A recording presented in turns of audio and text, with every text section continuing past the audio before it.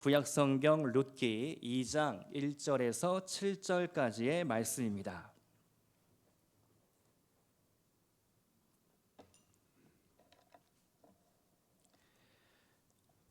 룻기 2장 1절에서 7절까지 우리 다 같이 한 목소리로 봉독하시겠습니다. 나오미의 남편 엘리멜렉의 친족으로 유력한 자가 있으니 그의 이름은 보아스더라. 모압 여인 룻이 나오미에게 이르되 원하건대 내가 밭으로 가서 내가 누구에게 은혜를 입으면 그를 따라서 이삭을 줍겠나이다 하니 나오미가 그에게 이르되 내 따라 갈지어다 하매 룻이 가서 베는 자를 따라 밭에서 이삭을 줍는데 우연히 엘리멜렉의 친족 보아스에게 속한 밭에 이르렀더라. 마침 보아스가 베들레헴에서부터 와서 베는 자들에게 이르되 여호와께서 너희와 함께 하시기를 원하노라 하니 그들이 대답하되 여호와께서 당신에게 복 주시기를 원하나이다 하니라.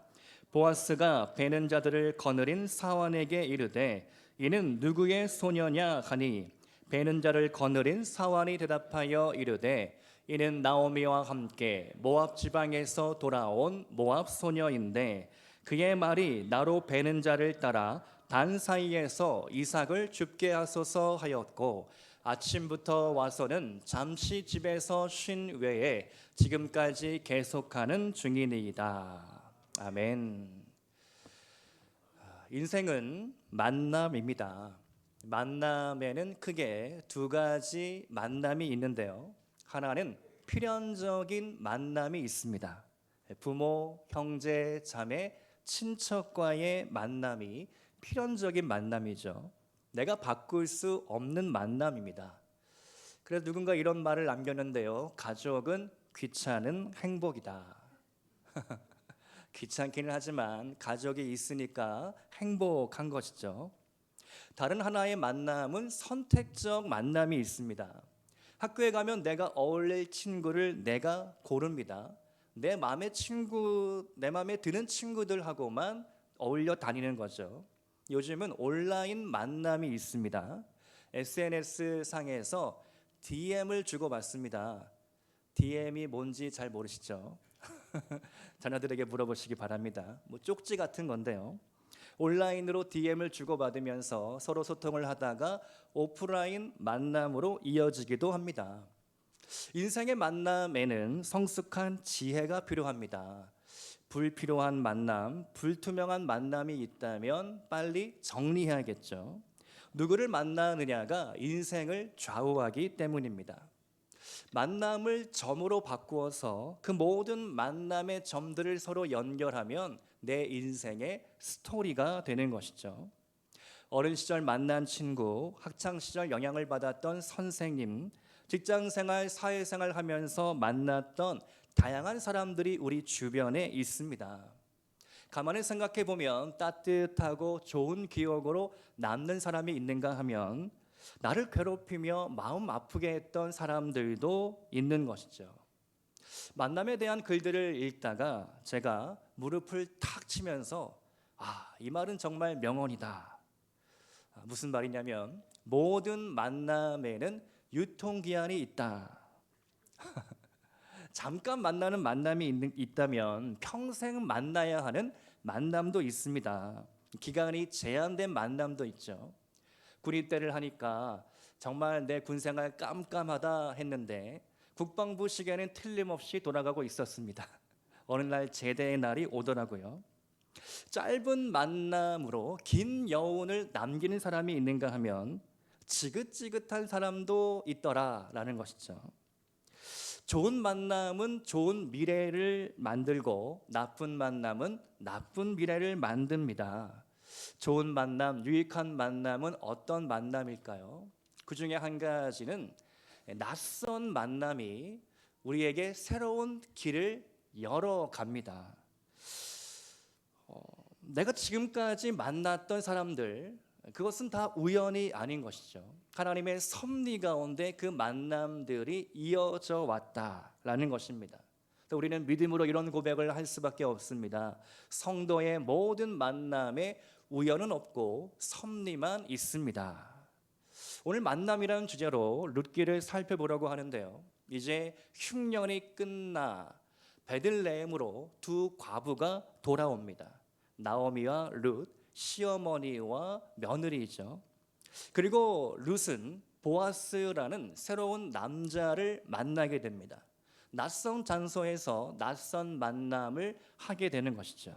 그것이 너무나 예상 밖으로 새로운 길을 열어나가게 됩니다. 마치 우연을 가장한 하나님의 섭리의 역사가 시작되는 것이죠. 만남에 세 가지 요소가 있다라고 생각해 볼 수 있는데요. 때와 장소와 사람입니다. 만남에는 때가 있고 장소가 있고 사람이 있다. 이 세 가지 요소를 중심으로 함께 말씀을 나누도록 하겠습니다. 첫 번째로 모든 만남에는 하나님의 때가 있습니다. 룻기 1장 22절 말씀을 보니까요, 이렇게 배경을 설명하고 있습니다. 한번 같이 읽어보겠습니다. 시작. 나오미가 모압 지방에서 그의 며느리 모압 여인 룻과 함께 돌아왔는데 그들이 보리 추수 시작할 때에 베들레헴에 이르렀더라. 아멘. 나오미와 룻이 베들레헴으로 돌아옵니다. 그런데 설명하기를 그때가 마침 보리 추수하는 때였다. 이스라엘에서 보리를 추수하는 시기는요, 봄입니다. 4월에서 5월 사이인데요. 그때에 흉년이 끝났고 하나님께서 양식을 주신다. 나오미의 귀에 들리는 소식, 그 귀에 들리는 때가 마침 보리 추수 때였습니다. 이것이 우연일까요? 섭리일까요? 이어지는 말씀에서도 우리는 하나님의 섭리를 만나게 되는데요. 룻기 2장 3절 4절 말씀 우리 한 번 더 읽어보겠습니다. 시작. 룻이 가서 베는 자를 따라 밭에서 이삭을 줍는데 우연히 멜리멜렉의 친족 보아스에게 속한 밭에 이르렀더라. 마침 보아스가 베들레헴에서부터 와서 베는 자들에게 이르되 여호와께서 너희와 함께 하시기를 원하노라 하니 그들이 대답하되 여호와께서 당신에게 복 주시기를 원하나이다 하니라. 아멘. 3절에 우연히, 또 4절에 마침, 우연히와 마침이라고 쓰여 있지만 우리가 읽을 때는 하나님의 계획이요 섭리라고 읽게 되는 것이죠. 보리추수 때는 하나님의 은혜의 때입니다. 흉년이 끝났고 은혜가 시작된다. 이것을 상징적으로 보리추수의 때로 우리에게 설명하고 있는 것이죠. 마라톤 선수가 반환점을 도는 것처럼 이제 나오미와 룻의 인생에 터닝 포인트가 오는 것입니다. 여러분, 때를 잘 타는 사람, 때를 잘 아는 사람이 지혜로운 사람입니다. 지혜로운 어부는 썰물의 때에 낭망하지 않습니다. 실망하지 않죠. 왜 그렇습니까? 언젠가 밀물의 때가 온다는 것을 알고 있기 때문입니다. 썰물 때는요, 갯벌에 나가서 해루질을 하면 됩니다. 낙지를 잡고 게를 잡고 조개를 잡으면 됩니다. 또 밀물의 때가 다시 오면 그때 배를 띄워 먼 바다에 나가서 고기를 잡으면 됩니다. 누구에게나 인생의 썰물 때가 옵니다. 내 미천이 바닥나 모든 사람들이 다 나를 버리고 떠나가는 때가 인생의 썰물 때죠. 그때에도 우리는 꼭 기억해야 할 사실이 있습니다. 썰물은 누구에게나 찾아온다. 썰물 때 다 빼앗긴 것처럼 보일지라도 내게 남은 것이 있다. 지혜로운 성도는 이처럼 모든 일에 때가 있음을 아는 사람입니다. 전도서 3장 1절과 2절 말씀인데요. 범사에 기한이 있고 천하 만사에 다 때가 있나니 날 때가 있고 죽을 때가 있으며 심을 때가 있고 심은 것을 뽑을 때가 있으며. 한번 집에 가셔서 전도서 3장을 쭉 읽어보시길 바랍니다. 아, 이 때가 있고 저 때가 있고 저럴 때가 있고 이럴 때가 있구나. 오늘 여러분의 인생 썰물의 때입니까? 밀물의 때입니까? 아니면 애매한 때입니까? 모든 순간에 하나님의 때가 있음을 믿으시기를 바랍니다. 저를 따라서 한번 고백해 보겠습니다. 나는 우연히 이 세상에 태어나지 않았다. 내 인생의 모든 날들이 하나님의 섭리 가운데 있음을 나는 믿는다. 하나님은 반드시 내 인생에 가장 좋은 것을 예비하고 계시다. 아멘. 믿으시기를 바랍니다. 두 번째로 만남의 축복은 일상의 자리에 찾아옵니다. 형통한 만남은요, 저절로 찾아오지 않습니다. 일상생활에서 내가 할 수 있는 최선을 다할 때 찾아오는 것이죠. 그림을 하나 감상하겠는데요. 1857년에 밀레가 그린 이삭 줍는 여인들입니다. 아마 한 번쯤은 이 그림을 보셨을 텐데요. 당시 밀레는요, 프롤레타리아, 가난한 이 노동자들의 아픔, 그들의 현실을 보여주고자 저 그림을 그렸습니다. 그림이 발표될 때 불온한 사회주의 사상을 담고 있다 해서 밀레가 탄압을 받기도 했다고 하는데요. 사실 밀레는 사실주의 화가로서 그저 그 당시의 노동자들의 현실을 묘사하고자 했을 뿐이었죠. 이 그림을 보고 있으면 오늘의 주인공 루시 떠오르게 됩니다. 이삭 줍기가 무엇일까요? 가장 가난한 자들을 위한 하나님의 배려입니다. 밑바닥 인생이 할 수밖에 없는 노동이죠. 구약 말씀에 따르면 하나님은 가난한 자들을 위하여 곡식과 열매를 남겨두라고 말씀하셨습니다. 레위기 말씀인데요. 19장 9절과 10절 말씀 우리 한번 읽어보겠습니다. 시작. 너희가 너희의 땅에서 곡식을 거둘 때에 내 떨어진 이삭도 줍지 말며 내 포도원의 열매를 다 따지 말며 내 포도원에 떨어진 열매도 줍지 말고 가난한 사람과 거류민을 위하여 버려두라. 나는 너희의 하나님 여호와이니라. 아멘. 이삭을 줍는 것, 그것은 가장 가난한 인생이 할 수밖에 없는 그런 열악한 노동의 현장이었습니다. 오늘날로 비유해 보자면 길거리를 다니면서 폐지나 빈병을 줍는 일과 비슷한 것이죠. 그런 일에는 사실 아무런 기술이 필요가 없습니다. 누구나 맨손으로 할 수 있는 일입니다. 하지만 쉽게 할 수는 없는 일이기도 합니다. 왜 그럴까요? 사람들의 시선이 따갑기 때문입니다. 2000년 전 유대 베들레헴은 옆집 숟가락이 몇 개인지, 누가 누구를 만나 어떤 이야기를 하는지 다 알았던 시대입니다. 우리도 불과 한 20년 전만 하더라도 옆집에 누가 사는지 이웃 사촌이다 하여서 뭐 먹을 게 남으면 건네주기도 하고 인사도 하고 그런 따뜻한 정이 있었지만 지금은 전혀 다르죠. 제가 사택으로 이사하고 한 8, 9세대가 살고 있는데 아직까지 누가 사는지 모릅니다. 그만큼 참 교제할 일이 없는 것이 오늘날 도시의 이 삶이죠. 아마 이런 일이 벌어졌을 것입니다.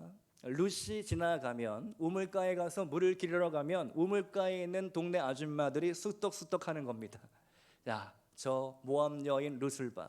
피부도 까부잡잡하여 시어머니 나오미를 따라왔는데 뭐 먹고 살 게 있다고 이 먼 베들레헴까지 왔을까? 그러면서 호박씨를 까고 뒷담화를 까고 쑥떡쑥떡 하는 것이죠. 룻은 그럼에도 불구하고 지금 눈치 볼 겨를이 없습니다. 시어머니를 먹여 살려야 하고 자신의 살 길을 개척해 나가야 합니다. 그러니까 이제 얼굴에 철판을 깔고 이삭을 주우러 나가는 겁니다.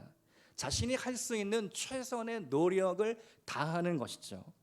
그럴 때 룻은 우연히 마침 엘리멜렉의 친족 보아스의 밭에 이르게 됩니다. 엘리멜렉의 친족이라는 것이 중요하죠.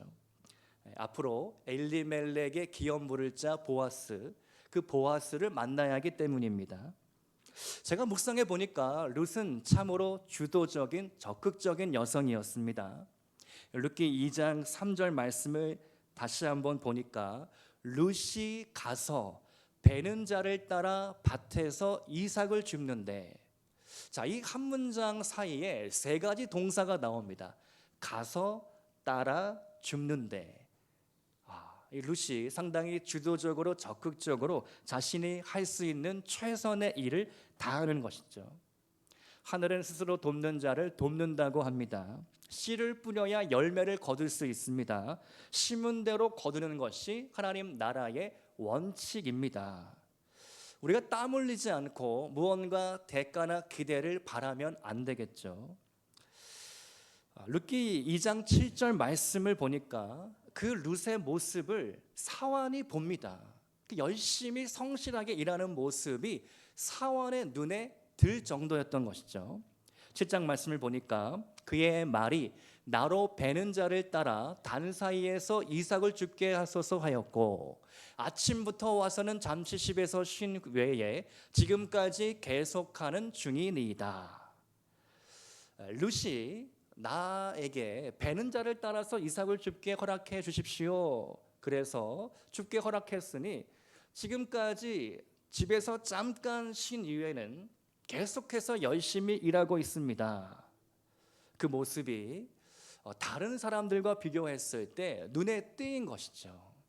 정말 열심히 부지런히 최선을 다했던 겁니다. 그 모습이 사환의 눈에 들어왔고 보아스의 귀에 들렸고 하나님이 아시게 된 것입니다. 자신도 모르는 사이에 하나님의 계획하심 가운데 룻이 들어가게 된 것이죠. 일상의 자리에서 최선을 다하다 보니까 하나님이 예비하신 장소에 이르게 된 것입니다. 사랑하는 성도 여러분, 어디가 은혜의 장소일까요? 어디가 축복의 장소일까요? 멀리서 찾으려 하지 마시기 바랍니다. 가까운 곳, 내가 지금 머물고 있는 곳, 우리 가정이 은혜의 장소, 우리 교회가 축복의 장소인 줄 믿으시기를 축복합니다. 여러분의 일상의 자리에서 최선을 다하기 시작할 때 하나님의 선하신 손이 여러분을 반드시 도우실 것입니다. 그리고 낯선 장소에서 어쩌면 새로운 만남의 축복을 주실 것입니다. 나도 모르는 사이에 하나님의 계획하심이 지금 진행되고 있음을 믿으시기를 축복합니다. 세 번째로 하나님을 만남이 최고의 축복입니다. 룻이 보아스를 만납니다. 보아스가 누구인지가 중요하죠. 룻기 2장 1절 말씀을 보니까 나오미의 남편 엘리멜렉의 친족으로 유력한 자가 있으니 그의 이름은 보아스더라. 보아스에 대해서 두 가지 중요한 정보를 우리에게 알려주고 있습니다. 하나는 말씀드린 것처럼 엘리멜렉의 친족이다. 그리고 다른 하나는 그가 유력한 자였다. 여러분, 보아스라는 이름은요, 솔로몬 성전에 이 보아스 이름이 등장합니다. 보아스는 성전에 세워진 놋 기둥이 두 개가 있었는데 하나는 야긴이요 하나는 보아스였죠. 야긴은 그가 세우시리라, 보아스는 그에게 능력이 있다, 이런 뜻을 담고 있습니다. 야긴과 보아스, 솔로몬의 두 성전을 지탱하고 있는 기둥. 자, 그런데 보아스의 이름이 이렇게 좋기는 하지만 말씀을 읽다 보면 조금 의아한 대목을 발견합니다. 보아스에게 능력이 있고 유력자라고 룻기는 평가하고 있지만 사실 보아스는 그렇게 좋은 집안 출신은 아니었습니다. 룻기 4장의 족보를 따라가 보면 보아스의 아버지 이름이 나오는데 살몬입니다. 또 마태복음의 예수님의 족보를 보면 이렇게 되어 있는데요. 마태복음 1장 5절의 말씀, 살몬은 라합에게서 보아스를 낳고, 보아스는 르sek에서 오벳을 낳고 오벳은 이새를 낳고 이새는 다윗을 낳게 되죠. 자, 이 족보의 이야기 가운데 보아스의 어머니가 라합이다. 여러분, 라합이 누구입니까? 라합을 기억하십니까? 바로 여호수아 말씀에 나오죠. 여호수아 장군이 여리고성을 치려고 할 때 라합이 기생이었습니다. 스파이 정탐꾼들을 몰래 자기의 집에 데려와 숨겨주죠. 그 라합이 위대한 신앙의 고백을 드립니다. 상천하지의 하나님, 하늘과 땅의 모든 것을 다스리시는 여호와 하나님, 그 하나님에 대한 소문을 내가 들었습니다. 내가 하나님을 믿겠습니다.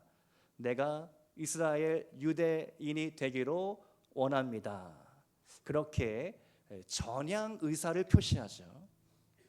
그리고 여리고성이 공격되고 무너질 때 라합의 집의 창문에 붉은 밧줄을 내려서 라합과 그의 일가족이 구원을 받게 됩니다. 바로 그 라합이죠. 바로 그 라합이 보아스를 낳았습니다. 자, 그러면 여러분 보아스의 입장에서 한번 생각해 볼까요? 보아스는 어떠한 유년 시절을 보냈을까요? 지금 보아스의 엄마는 기생 출신, 또 여리고성 출신입니다. 유대인이 아니죠. 혼혈입니다. 엄마가 기생이니 어려서부터 아마도 따돌림과 무시를 당했을 가능성이 아주 높습니다. 그럼에도 불구하고 보아스는 꽤 괜찮은 남자, 성품이 좋은 남자로 성장을 했다는 사실이죠. 본문 말씀을 보면 보아스는 만나는 사람들에게 축복의 인사를 전합니다. 사환들에게 축복하고 그리고 룻에게도 축복의 인사를 건네게 되는데요. 룻기 말씀을 보면 2장 12절 말씀을 보니까 여호와께서 그의 날개 아래에 보호를 받으러 온 내게 온전한 상 주시기를 원하노라. 아멘. 보아스는 룻에게 하나님의 축복의 인사를 전해줍니다.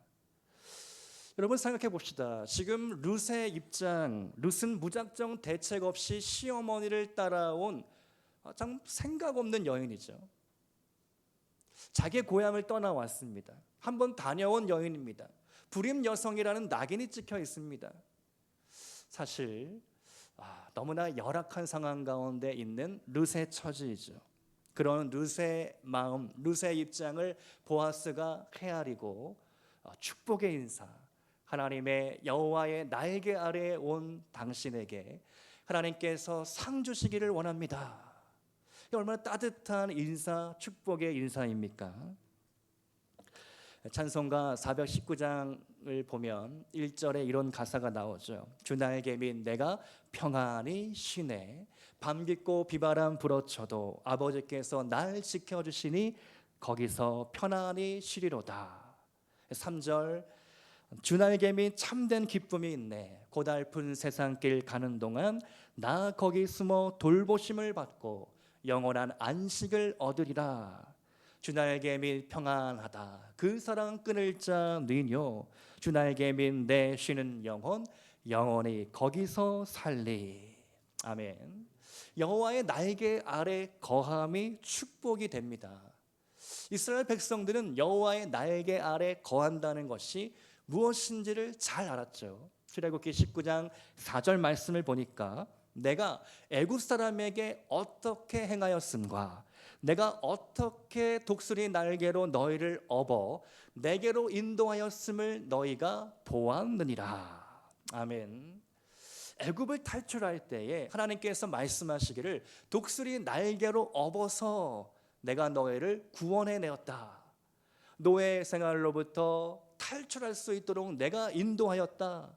광야 40년 세월 동안 내가 너희와 함께하였다. 시편 91편 말씀에서도 지존자의 은밀한 곳에 거주하며 전능자의 그늘 아래에 사는 자여 나는 여호와를 향하여 말하기를 그는 나의 피난처요 나의 요새요 내가 의뢰하는 하나님이라 하리니. 아멘.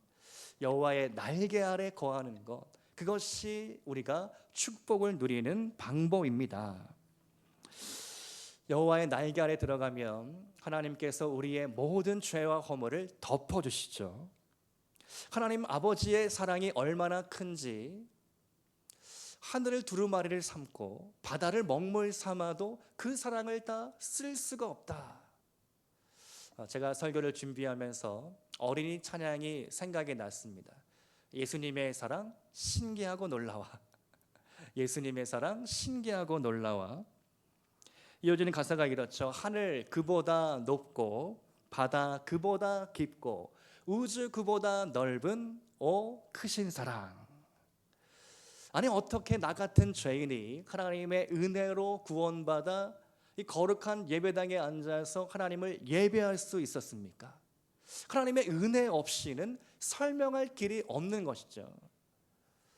날마다 죄를 짓고 세상에 빠지기를 좋아하고 세상에 한 발, 교회에 한 발, 언제나 늘 우리의 머리와 생각은 복잡하고 그러한 우리를 하나님께서 구원하여 주셔서 거룩하다 말씀하시고 존귀하다 말씀하시고 너는 내 아들이다, 너는 내 사랑하는 딸이다 말씀하시면서 우리의 모든 죄와 허물을 덮어주시죠. 여러분 그 하나님의 은혜를 한번 떠올려 보시기 바랍니다.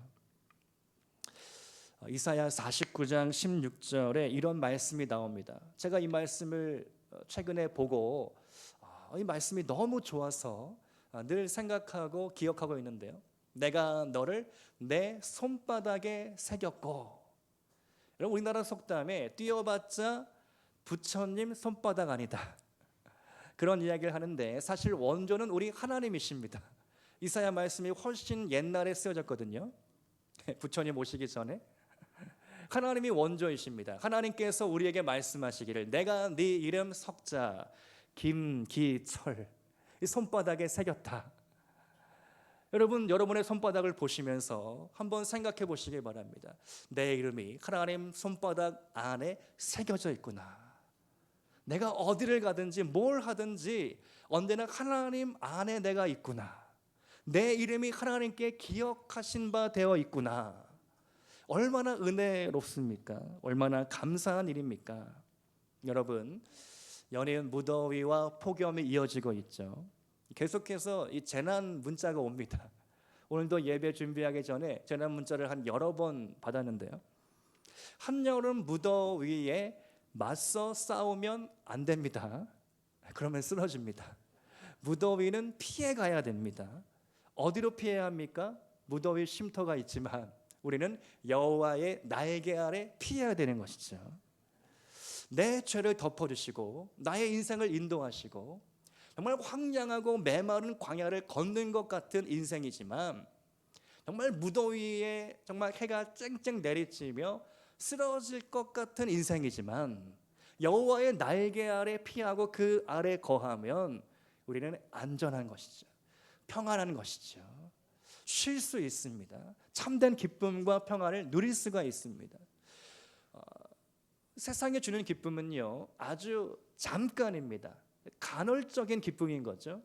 말초 신경을 자극하는 기쁨에 불과합니다. 그것은 그냥 지나가면 잊혀지고 마치 바닷물을 마시는 것 같이 우리의 영혼의 갈증을 채울 수가 없습니다. 그러나 하나님이 주시는 기쁨과 하나님이 주시는 평안은 깊은 우물에서 솟아나는 샘물과 같은 것이죠. 그 샘물을 마셔야 됩니다. 그래야 우리 영혼의 갈증이 해갈되는 것이죠. 말씀에서 우리는 그 기쁨을 찾을 수가 있고 하나님을 찬양할 때 그 기쁨을 우리는 찾아낼 수가 있습니다.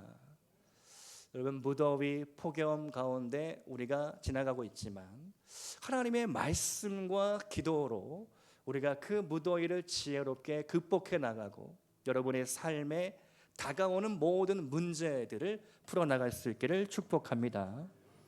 무엇보다 하나님을 만남이 최고의 축복입니다.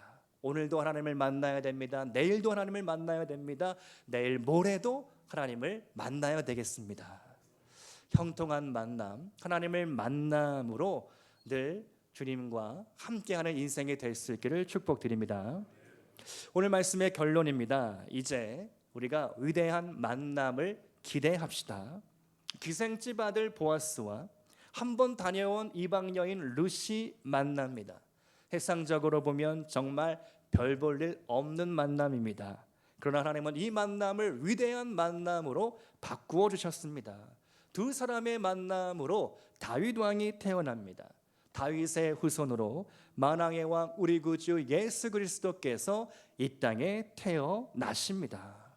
두 사람의 이름은 영광스럽게 예수님의 족보 가운데 올라갔습니다. 이것이 복음 중에 복음이죠.